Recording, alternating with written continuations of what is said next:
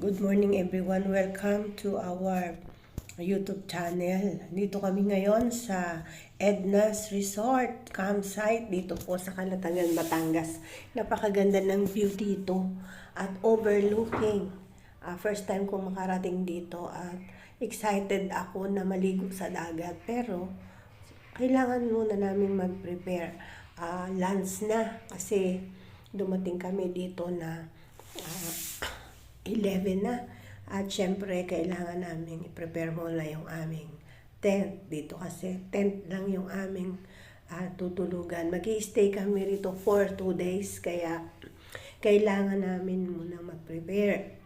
So, ako naman ay abalang-abala muna sa panonood ng paligid. Napakaganda ng mga maraming mga puno dito.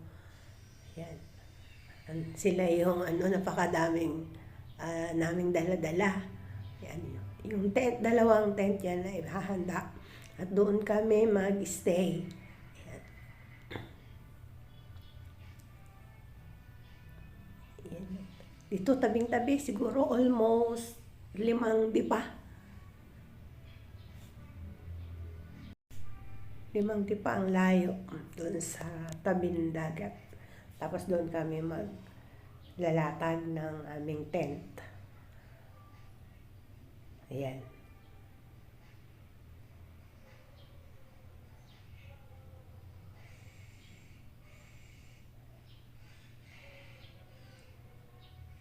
So may mga dala kami mga cooler, siyempre kalan, of course mga lights, and table, setting up ng table. Tapos, mga foldable chairs. Ayan. Ito yung anak ko. Ito yung apo ko. Si Anissa. Ayan. Yung anak ko nagsiset up ng table. Hinihintay pa na matapos yun bago pa kami makaluto. So, may mga dala na kami mga bangus, karne, may mga eggs. Ayan. Excited. Pero masarap talaga kumain sa tabi ng dagat. Lalo kapag tapos ka ng maligo. Parang gutom na lagi. Diba? Ang sarap na kumain. So, excited talaga ang bawat isa sa amin. Pero, kailangan muna namin matapos ang mga dapat tapusin. Yun, ang linis pa ng dagat dito. Hindi kagaya doon sa ibang napuntahan ko na marumi yung tubig, maraming burak. Ito hindi, talagang malinis siya. Nakaka-inspired. Yan, talagang napakaganda ng creation ng Lord. Diba? Yan.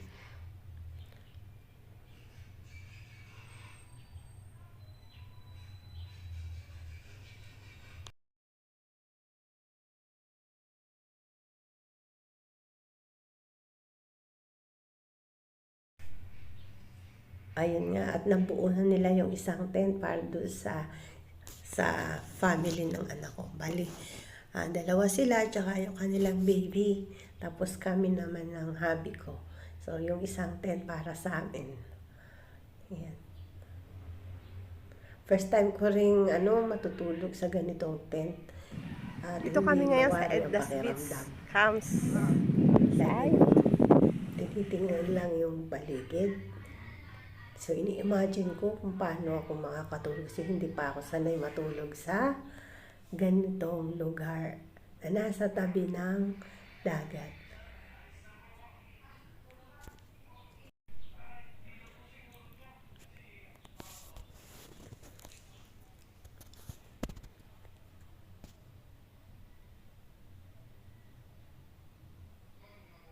Ayun na yung mga foldable chair.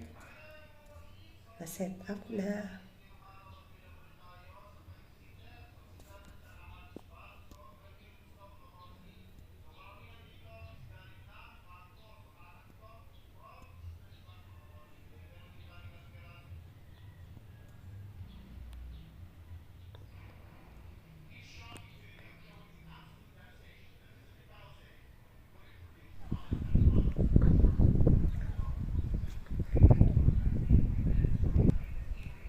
at this moment, kami pa lang yung nandoon sa isang lugar na yon.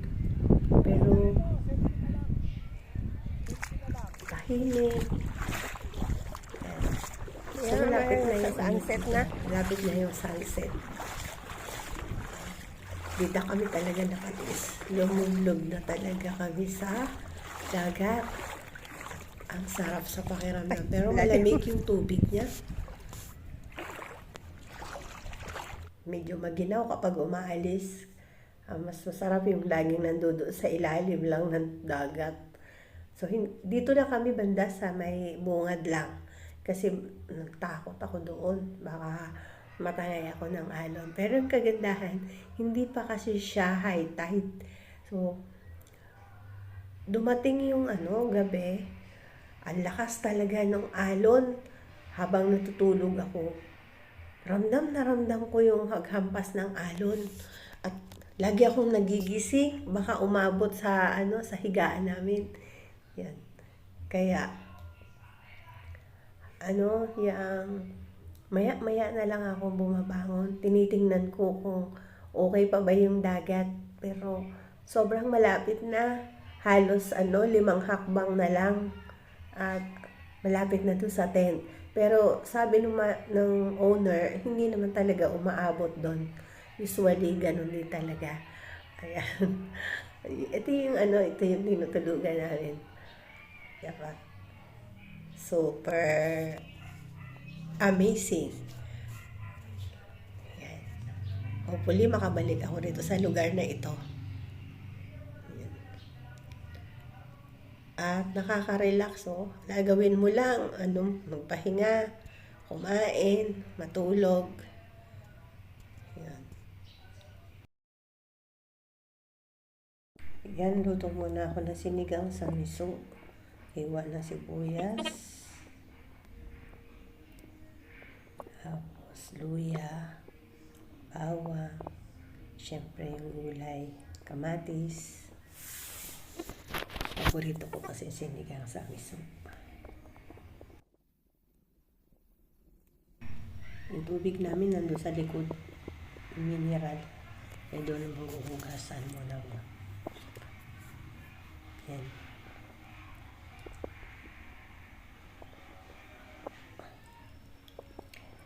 Di naman ako talaga mahilig magluto, pero walang choice, kailangan magluto.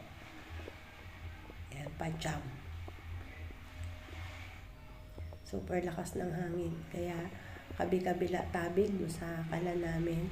Ang tagal kaya kumulo kasi lumilipad-lipad yung sindi.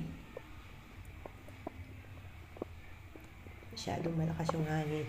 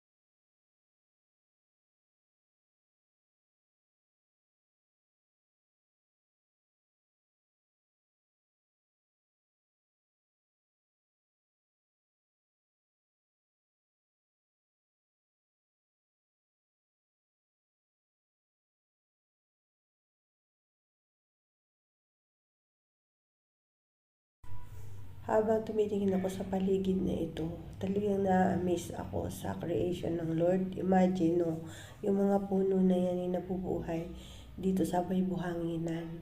At napakalulusog, napaka-green ng mga puno. Talagang malaking pakinabang ito sa mga taong pumupunta kasi malilim siya. And of course, nagbibigay protection ito para hindi magkaroon ng landslide. Iniingatan niya yung kapaligiran, iniingatan niya yung nature. Ayan, dapat tayo magpasalamat sa Diyos sa kanyang paglikha. At meron tayong lugar na mapupuntahan pag gusto nating mag-unwind. Iyan po. Salamat, Panginoon.